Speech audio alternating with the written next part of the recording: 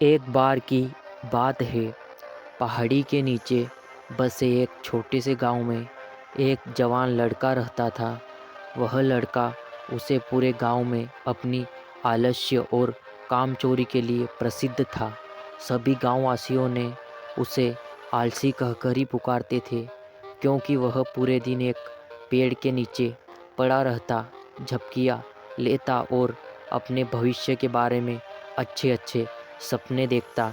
उसके दिन से ही एक आलस्य में गुजर रहे थे।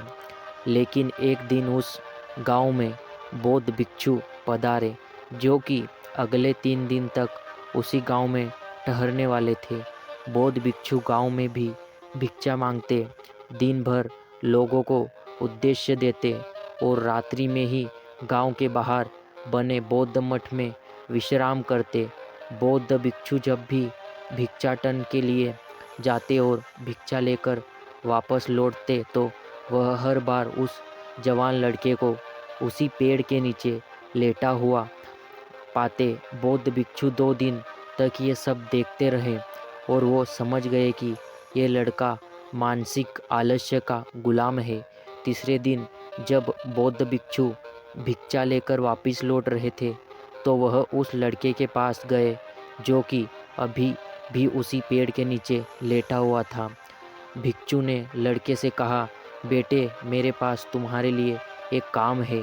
मैं चाहता हूँ कि तुम बस उस पहाड़ियों की चोटी तक जाओ और वहाँ से मेरे लिए एक पंख लेकर आओ।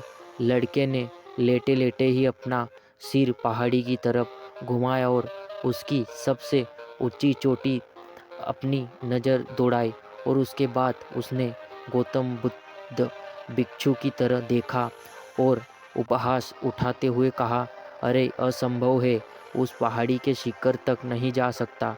मैं बहुत आलसी हूँ। बुद्ध भिक्षु ने मुस्कुराते हुए कहा, अरे लेकिन मुझे जिस पंख की तलाश है वो इस पहाड़ी के शिखर पर भी नहीं मिलेगा। वह तो इस पहाड़ी के दूसरी तरफ एक गुफा के अंदर मिलेगा, जिसके लिए इस पहाड़ी के शिखर तक चढ़कर दूसरी तरफ नीचे उतरना होगा। लेकिन वह कोई साधारण पंख नहीं है। ऐसा पंख तुमने आज तक नहीं देखा होगा। वो एक बहुत ही दुर्लभ लेकिन सुंदर पंख है, जो अपनी रोशनी बिखरता है। और भिक्षु ने इन बातों से उस लड़के के अंदर उत्सुकता जागी। उसने आज से पहले ऐसे किसी पंख के बारे में नहीं सुना था, और ऐसे रोमांचक सफ़र के बारे में सोचकर वह अंदर से उत्साहित हो उठा। इसलिए उसने भिक्षु की चुनौती को स्वीकार करने का निश्चय किया और वह पहाड़ियों की तरफ चल पड़ा। लेकिन बहुत लंबी और कठिन थी। जल्द ही लड़के का शरीर थकने लगा, सांस फूलने लगी और शरीर से काफ़ी पसीना बहने लगा। लेकिन फिर भी उसने चलना जारी रखा। वो जैसे जैसे ऊपर और पर चढ़ता गया, उसे प्रसन्नता और उत्साह की अनुभूति होने लगी, जिससे उसने आज से पहले कभी महसूस नहीं किया था। अंत जब वह कड़ी मेहनत और लंबे प्रयास के बाद पहाड़ी के शिखर पर पहुंचता, तो वह पूरी तरह से थक चुका था, लेकिन वह बहुत खुश था। उसे अंदर से आत्मसंतुष्टि का एहसास हो रहा था। उससे चेहरे पर योद्धा जैसी मुस्कुराई थी, जैसे उसने कोई युद्ध जीता लिया है। और उसने पहाड़ी के शिखर से नीचे देखा। उसने सामने एक बहुत ही मनमोहक दृश्य था। उसने अपने अंदर एक उपलब्धि की भावना महसूस की, जो उसने आज से पहले कभी नहीं की थी। लेकिन आलसी चुनौती आगे थी। लड़के को पहाड़ की दूरी और उतरना था और उस गुफा को ढूंढना था जहाँ पर पंख मिलने की बात कही गई थी। नीचे उतरना और भी ज़्यादा मुश्किल व खतरनाक था, लेकिन क्योंकि ढलान ज़्यादा खड़ी थी और चढ़ाई के समय लड़का कई बार लड़खड़ाया और गिरा भी था, वह डर भी उसके अंदर था। लेकिन भिक्षु को पंख ला कर देने के वादे की वजह से वह लगातार आगे बढ़ता रहा। काफ़ी खोज मशक्क़त और कड़ी मेहनत के बाद जब वह अंत में गुफा तक पहुंचा, तो उसने देखा कि पंख वही पहड़ा है हुआ था, जो गुफा के प्रवेश द्वार से छन कर आ रही रोशनी में चमक रहा था। उसने पंख उठाया लेकिन उसकी सुंदरता को देखकर अचंभित रह गया। वह काफ़ी देर तक को ही घूरता रहा, लेकिन फिर अचानक उसे याद आया कि अभी तो उसे वापस भी जाना है।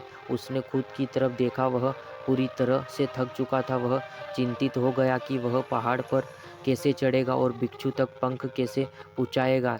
एक पल के लिए उसने हार मानने के बारे में सोचा, लेकिन फिर उसे वह उपलब्धि और गर्व की भावना याद आ गई जो उसने पहाड़ियों के शिखर पर पहुंचने पर महसूस की थी। उसे एहसास हुआ कि उसके अंदर इस सफ़र को दोबारा पूरा करने की ताकत और दृढ़ संकल्प है। वह दोबारा पहाड़ियों पर चढ़ने लगा। उसकी मांसपेशियों में दर्द हो रहा था, पर पैर काँप रहे थे, फेफड़े फटे जा रहे थे। वह कई बार लड़खड़ाया कर गिर पड़ा, लेकिन उसने हार नहीं मानी।